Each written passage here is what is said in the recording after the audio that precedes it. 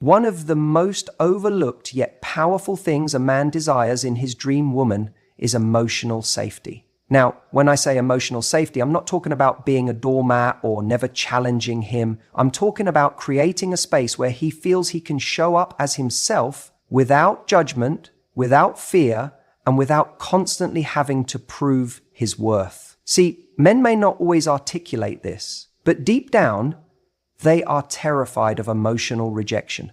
They may put on a confident front, act like they have it all figured out, but the truth is, just like anyone else, they crave a place where they can lower their guard. A man's dream woman is someone who makes him feel like he can share his fears, his uncertainties, and even his failures without it being used against him later. Because, let's be honest, a lot of men have had experiences where vulnerability was met with criticism or even worse, mockery.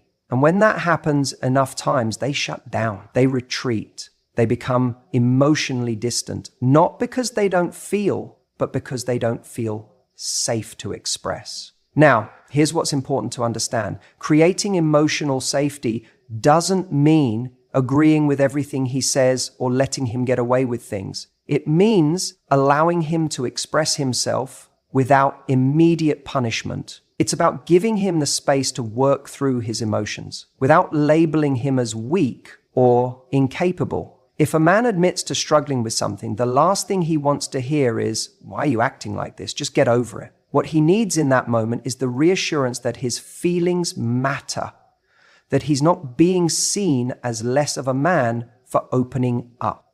So how does a woman create that space? It starts with listening.